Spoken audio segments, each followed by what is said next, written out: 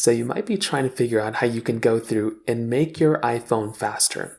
Now, I'm going to break down some of the things that I typically will do to go ahead and make my iPhone feel that much faster. Now, if you're on iOS 26, I will say if you have upgraded, your iPhone should theoretically feel a little bit faster or smoother when opening up applications, because when you open up an app now, it will go ahead and give you a much smoother type of animation when opening up apps. So that is actually a little thing you could do if you want to jump up to iOS 26. You can always do that. Now, within iOS 26, one of the other things too is that for some of the applications and some of the things, if you have a liquid glass enabled, your best bet is to probably, if you're trying to make your phone as fast as possible, your best bet is to limit or remove liquid glass as much as you can. That is going to make your iPhone not have to worry about and increase the performance level based off of rendering the liquid glass stuff. To do this, what you want to do is go into your settings application. You want to hop inside of display and brightness. You then want to go ahead and tap on liquid glass, and you want to change it from clear to tinted. So you should be able to see that little clear option, tint it, and then you should be good. Another thing you can do too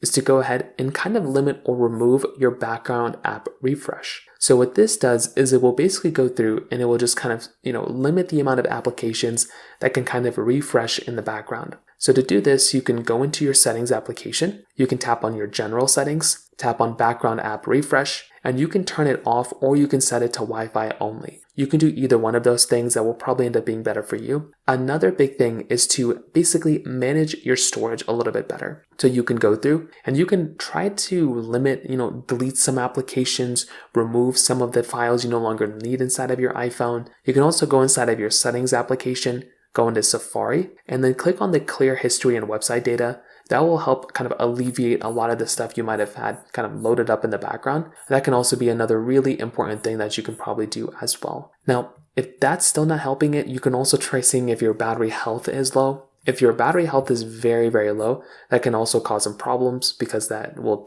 directly affect your performance. So you might want to go and look into that because that's another very big thing you might want to try doing. So in terms of that pretty much covers it up there. If you have any other thoughts or questions, please let me know in the comment section below. Hit the like button, that'll mean so much, but definitely hit that subscribe button. More importantly than everything else, I love every single one of you guys. Hopefully I'll catch you guys in the next video. Peace out till then.